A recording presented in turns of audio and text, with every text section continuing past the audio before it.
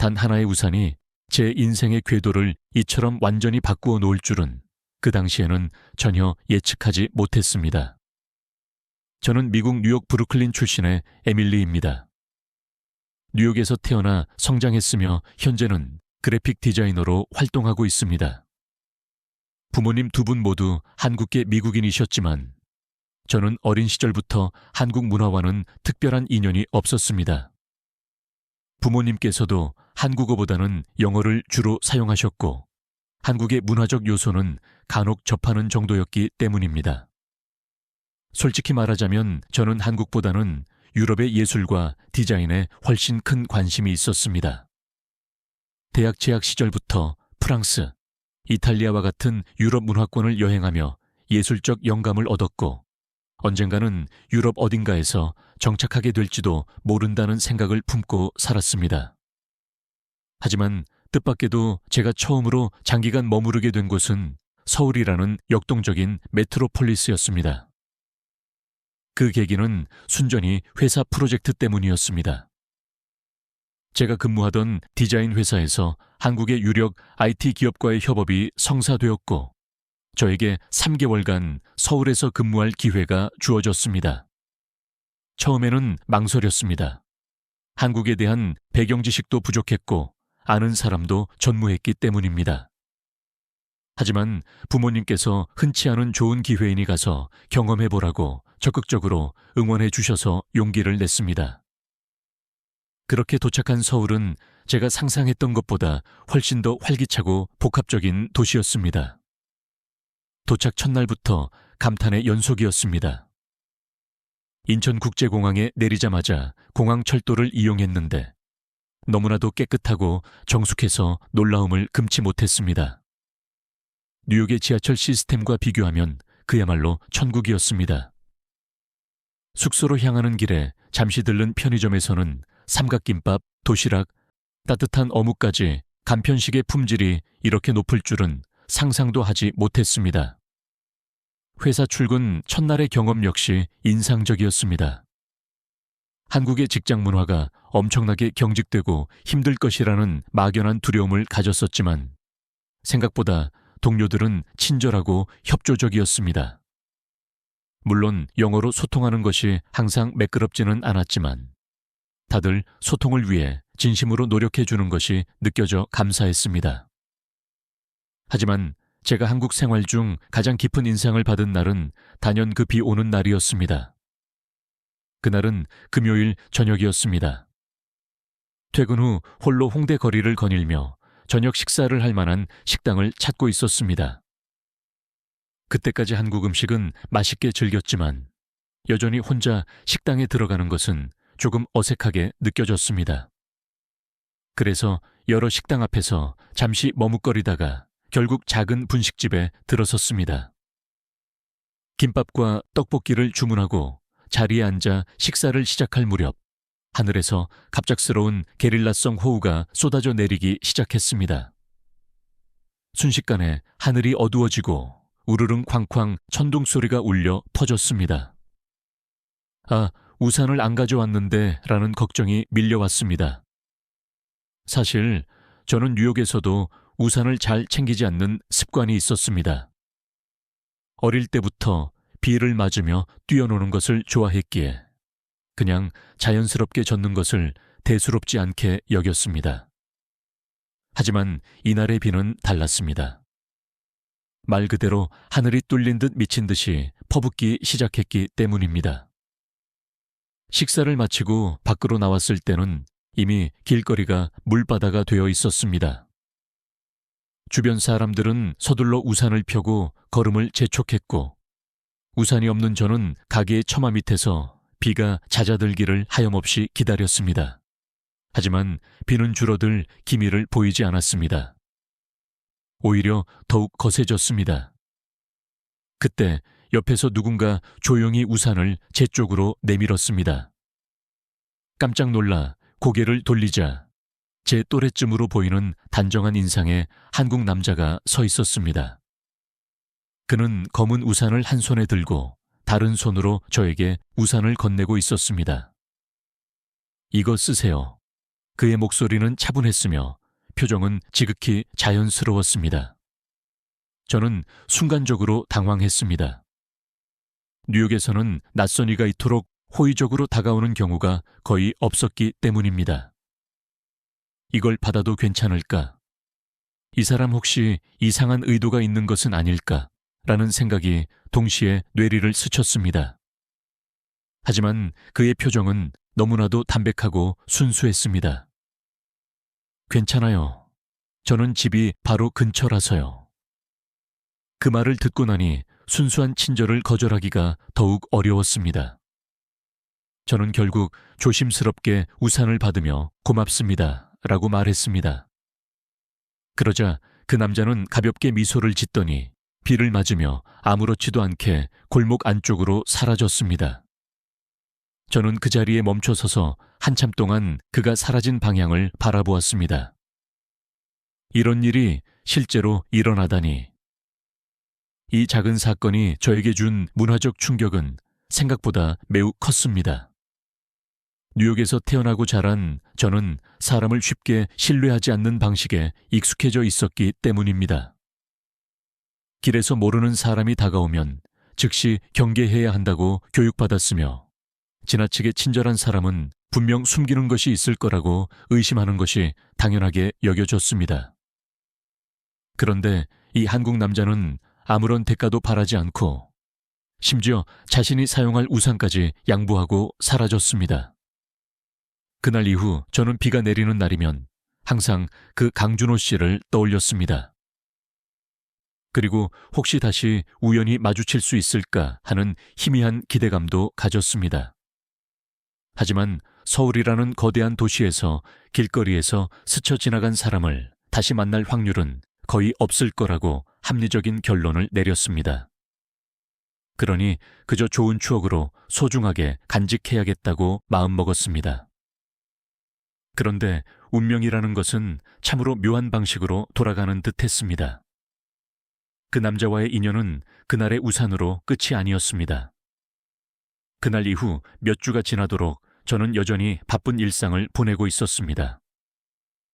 회사 업무도 많았고 한국에서의 생활에도 점차적으로 적응해 가던 중이었습니다.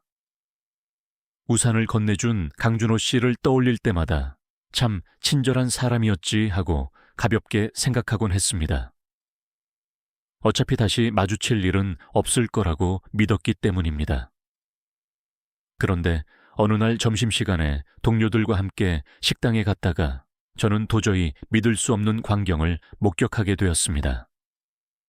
멀리 떨어진 테이블에 앉아있는 익숙한 얼굴, 검은 셔츠를 단정하게 차려입은 모습, 또렷한 눈매와 차분한 인상.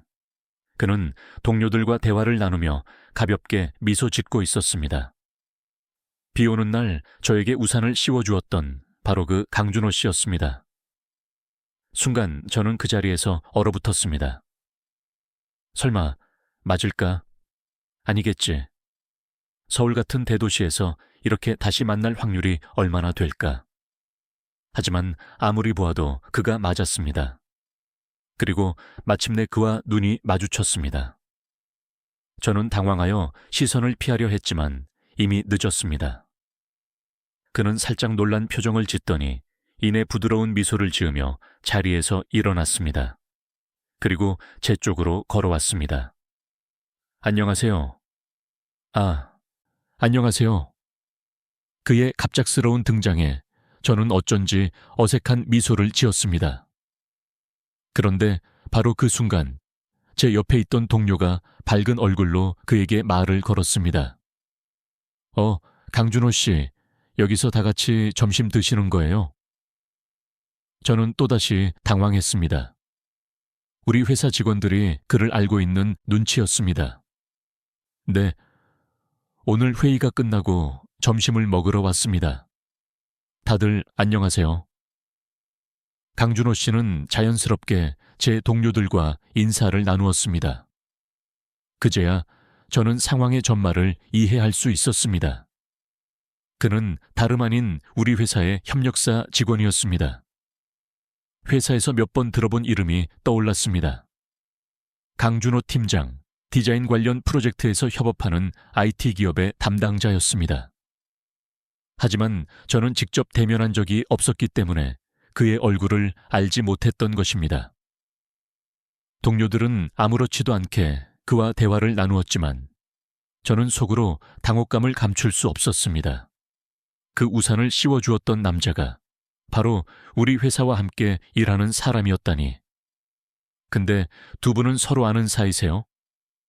누군가 저와 강준호 씨를 번갈아 보며 물었습니다. 저는 순간 말문이 막혔습니다. 강준호 씨는 잠시 저를 바라보더니 미소를 지으며 대답했습니다. 아, 네. 예전에 비 오는 날 우연히 뵌 적이 있어서요. 그의 말에 저는 조용히 미소 지으며 고개를 끄덕였습니다. 아, 그랬구나. 와, 세상이 참 좁네요. 동료들은 마치 흥미로운 우연을 목격한 듯 즐거워했습니다. 저는 그제야 긴장을 조금 풀고 다시 자연스럽게 식사를 이어가려고 했습니다. 그날 이후 우리는 더 이상 단순히 우연히 마주치는 사이가 아니었습니다. 업무적으로도 정기적으로 만나야 하는 협업 관계가 되어버린 것입니다. 회의에서 만나면 저도 모르게 강준호 씨를 의식하게 되었습니다. 하지만 강준호 씨는 평소처럼 차분하고 프로페셔널한 태도로 회의를 진행했습니다. 다행히 그는 사적인 감정을 업무에 전혀 섞지 않았고 덕분에 저도 점점 더 편안하게 그를 대할 수 있었습니다. 그러던 어느 날 회의를 마치고 우연히 엘리베이터 앞에서 마주쳤습니다. 이제 퇴근하세요? 그가 자연스럽게 물었습니다. 저는 고개를 끄덕였습니다. 네, 이제 가보려고요. 저도요. 혹시 집 방향이 같다면 같이 가시겠어요? 그의 제안에 저는 잠시 망설였습니다. 하지만 이제는 더 이상 피할 이유가 없다는 생각이 들었습니다. 좋아요. 그렇게 우리는 회사 근처에서 함께 저녁 식사를 하게 되었습니다. 음식이 나오기를 기다리며 저는 조심스럽게 물었습니다. 근데 그날 왜 우산을 저한테 주신 거예요? 그는 조용히 미소를 지으며 대답했습니다. 그냥 비를 너무 많이 맞고 계시길래 말이죠. 제가 우산이 2겹이 있었던 것도 아니었고 그저 집이 가까워서 괜찮을 것 같았어요. 그럼 본인께서는 비를 맞으면서 가셨잖아요. 뭐 별일 아니었습니다. 그의 태도는 여전히 단정하고 담백했습니다. 한국에서는 이러한 종류의 작은 친절이 자연스러운 일일지도 모릅니다. 하지만 저는 뉴욕에서 성장하면서 그런 경험을 거의 해본 적이 없었습니다. 사람들은 대부분 자기 일에 몰두하며 바쁘고 남을 돕는 일도 보통은 어떤 이유나 보상이 있을 때뿐이었습니다. 그런데 강준호 씨는 아무런 이유 없이 순수하게 도와준 것이었습니다. 그 순간 저는 한국이라는 나라가 그리고 이곳에서 만난 사람들이 참으로 따뜻한 정을 가진 곳이라는 것을 새삼 깨닫게 되었습니다. 그날 이후 우리는 점점 가까워지기 시작했습니다. 업무적으로도 자주 만났고 가끔 퇴근 후에는 함께 식사를 나누기도 했습니다. 그러던 어느 날 강준호 씨가 뜻밖의 제안을 했습니다. 혹시 한강에 가본 적 있으세요? 저는 고개를 저었습니다. 아직 못 가봤어요. 가보고 싶긴 한데 혼자 가기엔 좀 애매해서요. 그가 미소를 지으며 말했습니다. 그럼 이번 주말에 같이 가실래요? 저는 잠시 망설였지만 마음 한편에서는 이미 긍정의 대답을 내리고 있었습니다. 좋아요. 그렇게 우리는 처음으로 단둘이 주말에 만나기로 약속했습니다. 주말 오후 저는 한강공원에서 강준호 씨를 만났습니다. 약속된 만남이라 그런지 괜히 더 긴장되었습니다. 회사에서 우연히 마주치는 것과는 달리 이번에는 서로 시간을 맞춰 나온 자리였으니까요.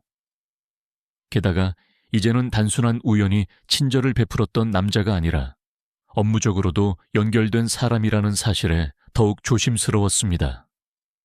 기다리셨어요? 멀리서 걸어오는 강준호 씨를 보며 저는 가볍게 손을 흔들었습니다. 아니요.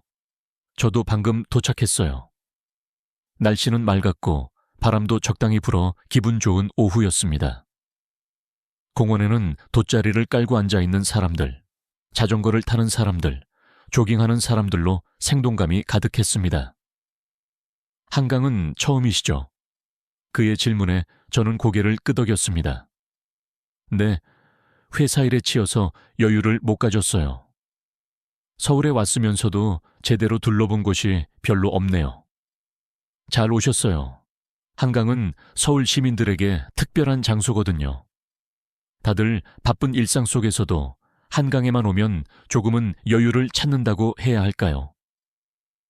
그렇게 말하며 그는 길을 천천히 걸었습니다. 저도 자연스럽게 그의 옆에 나란히 걸으며 주변 경관을 둘러보았습니다. 강변을 따라 길게 이어진 산책로, 간혹 지나가는 자전거, 벤치에 앉아 독서하는 사람들까지 정말 한강만의 독특한 분위기가 있었습니다. 여기 오니까 뉴욕 생각이 나요. 제가 문득 그렇게 말하자 강준호 씨는 흥미로운 듯 물었습니다. 센트럴파크와 비슷한 느낌인가요? 비슷하기도 하지만 달라요.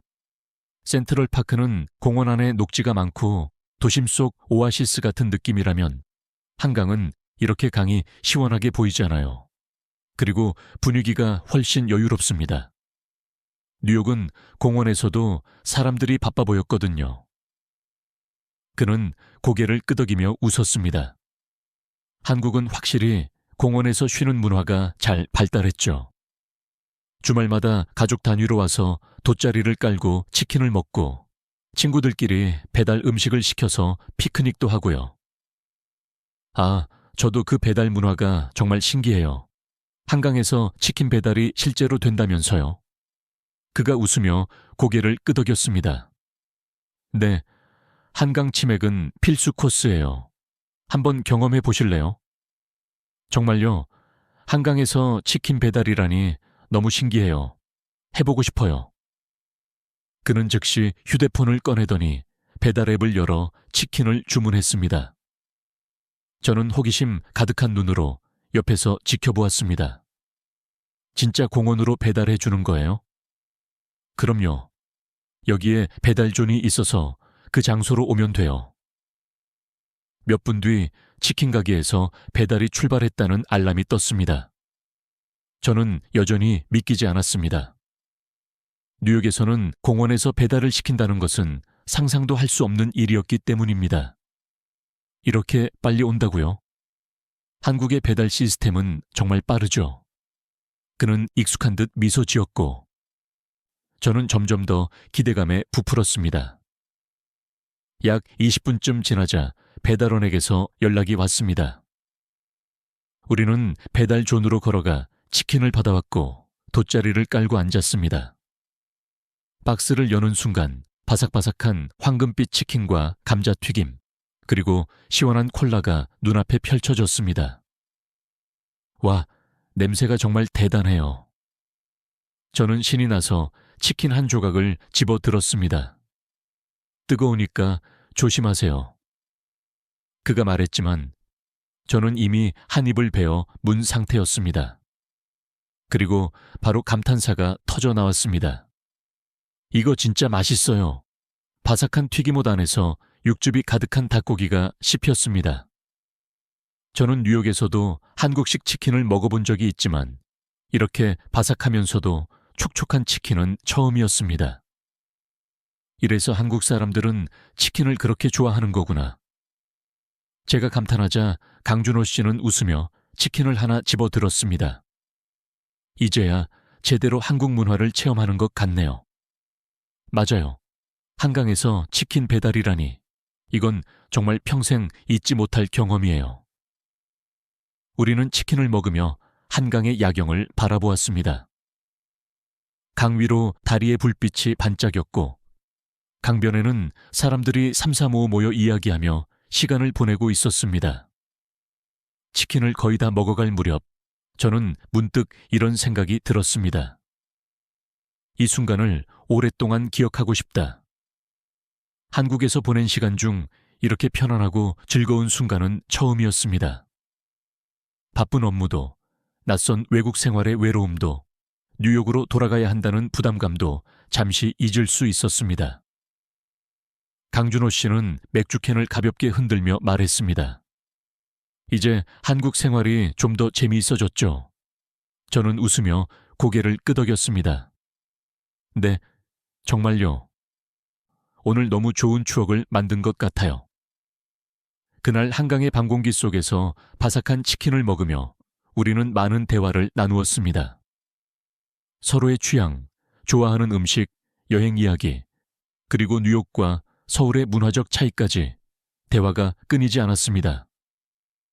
잠깐 여러분도 제가 경험한 한국의 아름다운 야경과 놀라운 음식 문화를 느끼셨나요? 만약 이 이야기가 마음에 드셨다면 이 영상에 좋아요를 눌러주시고 댓글로 여러분의 가장 특별했던 만남 이야기를 공유해 주세요. 여러분의 참여와 구독은 다음 이야기를 만드는 큰 힘이 됩니다. 그리고 저는 그날 밤 문득 깨달았습니다. 강준호 씨와의 만남이 단순한 우연이 아닐 수도 있다는 것을. 그가 저에게 건네주었던 우산처럼 이 모든 순간이 운명처럼 자연스럽게 다가오고 있었습니다. 하지만 저는 곧 뉴욕으로 돌아가야 했습니다. 이 행복한 순간들이 영원하지 않을 거라는 것을 알면서도 저는 그날 밤이 끝나지 않기를 간절히 바랐습니다. 시간이 흐를수록 저는 점점 더 한국에서의 생활에 정서적 유대감이 깊어졌습니다. 처음에는 단순히 몇 달간의 단기 출장이라고 생각했습니다. 하지만 어느새 이곳에서의 일상이 편안해졌고 주말이면 어디를 갈지 고민하는 재미도 생겨났습니다. 익숙하지 않던 한국의 문화도 점점 자연스럽게 받아들여졌습니다. 그리고 무엇보다도 강준호 씨와 함께하는 시간이 많아질수록 이곳을 떠나기 싫다는 마음이 커지고 있었습니다. 하지만 출장 종료 날짜가 가까워질수록 마음은 복잡해졌습니다. 나는 곧 떠나야 한다. 뉴욕으로 돌아가야 한다. 이 현실을 애써 외면하고 싶었지만 피할 수 없었습니다. 계약이 끝나면 저는 다시 뉴욕으로 돌아가야 했고 한국에서 쌓아 올린 모든 일상은 결국 정리해야 하는 것이었습니다. 강준호 씨와 한강에서 치킨을 먹으며 한국 생활이 정말 재미있어졌어요 라고 말했던 그 순간이 계속해서 머릿속에 떠올랐습니다. 그날 밤 저는 처음으로 진지하게 심사숙고했습니다. 내가 뉴욕으로 돌아간다면 강준호 씨와의 관계는 어떻게 되는 걸까? 우리는 서로 친구처럼 지냈지만 단순한 친구라고만 하기에는 우리의 함께한 시간들이 너무나도 특별했습니다. 저는 그를 만나면서 한국에 대한 인식이 바뀌었고 한국이 단순히 출장지가 아니라 정이 가는 곳이 되었습니다. 하지만 강준호 씨는 제게 아무 말도 하지 않았습니다. 마치 제가 곧 떠난다는 것을 이미 알고 있고 그 현실을 받아들이려는 듯한 태도였습니다. 그렇게 출장 종료가 얼마 남지 않은 어느 날, 우리는 저녁 식사를 함께 하기로 했습니다. 서울의 작은 골목에 위치한 정갈한 가정식 백반집이었습니다. 한강에서의 치킨 배달 경험 이후 저는 한국의 다양한 음식들을 더 깊이 경험하고 싶었습니다. 강준호 씨는 그런 저를 위해 몇몇 숨겨진 맛집들을 소개해주곤 했습니다. 그날도 평소처럼 즐겁게 대화를 나누었습니다. 하지만 저는 자꾸만 말수가 줄어들었습니다. 뉴욕으로 돌아갈 날이 다가오고 있다는 사실이 머릿속에서 떠나지 않았기 때문입니다. 그가 눈치를 챘는지 조용히 물었습니다. 요즘 뭔가 생각이 많아 보이네요. 저는 젓가락을 내려놓고 그를 바라보았습니다. 준호 씨, 저 이제 곧 돌아가요. 그는 조용히 고개를 끄덕였습니다. 이미 알고 있었다는 듯한 표정이었습니다. 알고 있었어요. 출장이 끝나면 돌아가야 한다고 했으니까. 네. 하지만 막상 떠난다고 생각하니까 마음이 이상해요. 그는 잠시 저를 바라보다가 잔을 들어 한 모금 마셨습니다. 그리고 조용히 말했습니다. 그렇죠. 한국에서의 시간이 길었으니까 익숙해진 곳을 떠나는 건 쉽지 않죠. 네. 그리고 저는 잠시 말을 멈추고 망설였습니다. 무슨 말을 해야 할지 고민되었지만 결국 솔직하게 말하기로 결심했습니다. 준호 씨랑도 이렇게 자주 만나게 될 줄 몰랐어요. 그런데 이제 다시 못 보게 될까봐 그게 제일 마음에 걸려요. 그는 잠시 생각하더니 예상 밖의 말을 했습니다. 굳이 못 볼 이유가 있을까요? 저는 순간 당황했습니다. 네? 뉴욕에서 일한다고 해서 우리가 완전히 멀어지는 건 아니잖아요. 그렇긴 한데 그는 잠시 미소를 지으며 말을 이었습니다. 사실 저도 심사숙고했습니다. 출장이 끝나면 에밀리 씨가 떠날 거라는 걸 알고 있었으니까요. 그래서 처음에는 그냥 동료처럼 좋은 추억으로만 남기려고 했는데 그는 잠시 뜸을 들이다가 조용히 고백했습니다. 그게 잘 안 되더라고요. 제 심장이 순간 쿵하고 내려앉는 기분이었습니다. 그는 저를 바라보며 말했습니다. 에밀리 씨와 함께한 시간이 참 좋았습니다. 에밀리 씨가 한국을 좋아하게 된 것도, 음식에 관심을 가진 것도, 한강에서 치킨을 먹은 것도 다 저와 같이여서 의미가 있었던 거잖아요. 저는 조용히 고개를 끄덕였습니다. 그의 말이 맞았습니다. 그래서 고민했어요. 그냥 이렇게 헤어지는 게 맞는 걸까? 그는 깊은 숨을 들이마셨다가 조용히 결론을 내렸습니다. 하지만 전 그게 싫습니다. 저는 아무 말도 할 수 없었습니다. 그는 잠시 머뭇거리더니 조심스럽게 말을 이었습니다. 혹시라도 한국에서 더 오래 머물 생각은 없으신가요? 그의 질문에 저는 놀라서 그를 바라보았습니다. 저 한국에서 더 머문다고요? 네, 물론 당장 결정하라는 건 아닙니다. 하지만 혹시라도 한국에서의 생활을 더 이어가고 싶다면 저희가 방법을 찾아볼 수도 있지 않을까요? 저는 혼란스러웠습니다. 출장으로 온 한국에서 이렇게까지 정이 들 줄 몰랐고 이제는 한국을 떠나는 것이 점점 더 아쉽게 느껴지고 있었습니다. 하지만 다시 뉴욕에서의 생활로 돌아가야 한다는 현실 또한 분명했습니다. 그는 부드럽게 미소를 지으며 말했습니다. 물론 최종 결정은 에밀리 씨가 내리시는 겁니다. 하지만 저는 에밀리 씨가 여기 남아도 좋겠습니다. 저는 한동안 아무 말도 하지 못했습니다. 뉴욕으로 돌아가야 한다는 현실적인 생각과 한국에서의 행복했던 기억들, 그리고 강준호 씨의 진심이 담긴 말이 제 마음속에서 격렬하게 부딪히고 있었습니다. 그날 밤 저는 집으로 돌아와 정말 깊이 심사숙고했습니다. 한국에서의 시간, 강준호 씨와 함께한 순간들, 그리고 뉴욕으로 돌아간 후에 제 삶. 어떤 선택이 가장 현명할까? 다음 날 저는 강준호 씨를 다시 만났습니다. 그리고 조용히 말했습니다. 저 한국에서 조금 더 있어 볼까 해요.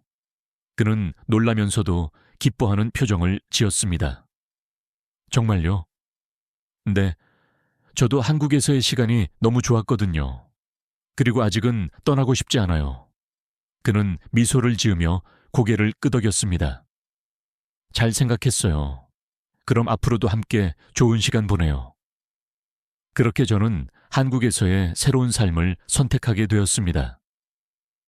우산을 씌워주던 작은 친절에서 시작된 우리의 인연은 이제 새로운 장을 만들어가고 있었습니다. 그리고 저는 깨달았습니다. 때로는 운명처럼 다가오는 귀한 인연을 붙잡는 것이 가장 좋은 선택일 수도 있다는 것을. 한국에서 더 머물기로 한 이후 강준호 씨와의 관계는 더욱 가까워졌습니다. 우리는 더 많은 시간을 함께 보냈고 서로에 대해 깊이 알아가는 과정이 참으로 즐거웠습니다. 그동안 저는 한국에서의 삶에 더욱 깊숙이 적응하게 되었습니다. 처음에는 출장 기간만 끝나면 뉴욕으로 돌아갈 것이라고 생각했지만 한국에서의 생활이 점점 더 자연스러워졌습니다. 아침에 편의점에서 따뜻한 어묵 국물을 사 마시는 것도, 주말이면 근교로 나들이를 가는 것도, 익숙하지 않았던 한국식 명절 문화도 이제는 설렘으로 다가왔습니다. 무엇보다도 제 곁에는 항상 강준호 씨가 있었습니다. 우리는 함께 많은 곳을 여행했고 계절이 바뀔 때마다 새로운 추억을 쌓았습니다. 여름이면 바다로 떠났고 가을에는 단풍이 물든 산길을 걸었으며 겨울이 오면 따뜻한 호떡을 나누어 먹으며 길거리를 거닐었습니다. 그렇게 시간이 흐르고 우리의 관계는 더욱 깊은 관계로 발전했습니다. 어느 날 저는 회사 일정으로 해외 출장을 가게 되었습니다. 짧은 일정이었지만 오랜만에 뉴욕을 다시 방문하게 되었습니다. 오랜만에 익숙한 거리를 걸으며 한국에서의 삶과 뉴욕에서의 삶을 비교하게 되었습니다. 그리고 명확히 깨달았습니다. 이제는 한국이 저에게 더 편안하고 익숙한 장소가 되었다는 것을. 출장을 마치고 한국으로 돌아왔을 때 공항에서 저를 기다리고 있는 강준호 씨를 보자마자 확신할 수 있었습니다.